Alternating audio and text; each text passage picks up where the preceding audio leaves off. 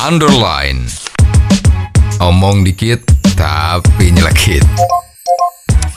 Bersama Om Bob.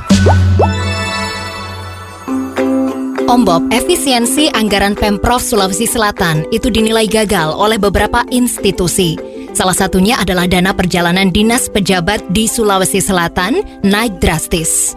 Kepala daerah mendapatkan uang harian sebesar 2,5 juta rupiah. Ini bagaimana Om Bob menggarisbawahi masalah ini? Ya, saya juga pernah mengetahui dari media massa bahwa uang harian dari kepala daerah yang semula sehari 430.000 sekarang menjadi 2,5 juta rupiah. Bahkan kalau keluar kota, uang harian dari kepala daerah itu 5 juta per hari.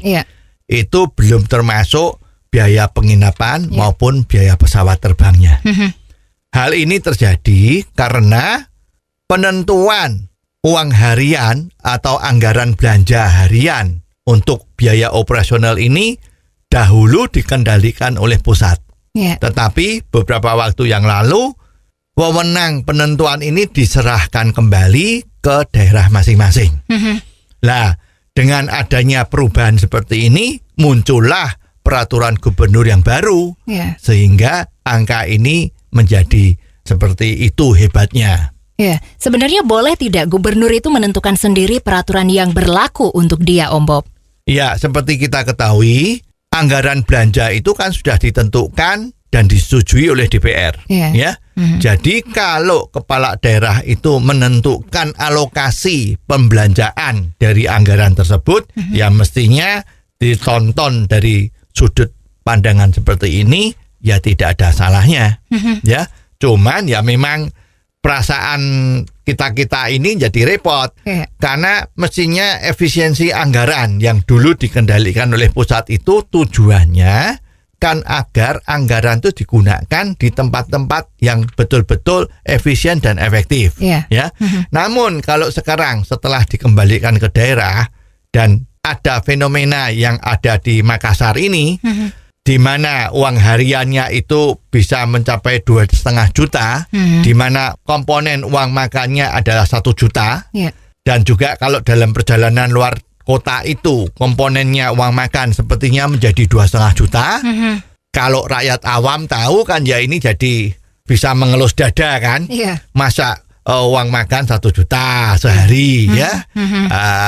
Kalau keluar kota uang makan jadi 2,5 juta. Nah ini apa masuk di akal ya. Akal sehat bisa mengatakan ini mestinya kebesaran ya. Tetapi karena wewenangnya ada di tangan-tangan beliau, ya mau apa lagi gitu kan. Solusinya sebaiknya seperti apa Om Bob?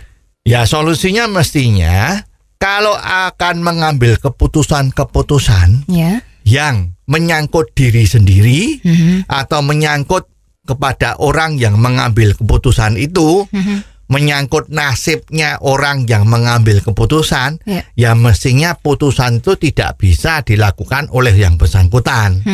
Jadi dalam hal ini mestinya yang benar memang ditentukan dari pusat, ya, karena pusat itu tidak mempunyai konflik of interest.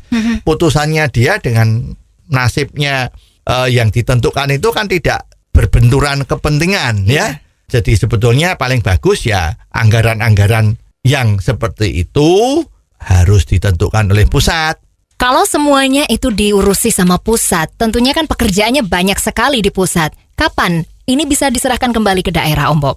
Sementara kalau pejabat-pejabat di daerah itu belum mempunyai pemikiran-pemikiran yang betul-betul berkorban untuk rakyat, ya paling bagus itu ya ditentukan di pusat.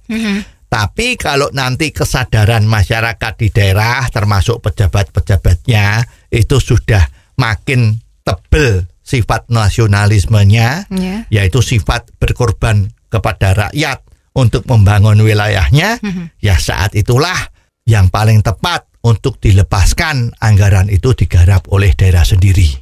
Oh, jadi begitu ya Om Bob. Jelas deh sekarang. Terima kasih Om Bob untuk waktunya. Sampai ketemu lagi di waktu yang akan datang. Untuk kritik dan kasus yang perlu dikomentari Om Bob, silahkan kirimkan SMS Anda ke 0856 085641416767. Sekali lagi, 085641416767. Underline. Omong dikit tapi nyelekit. Bersama Om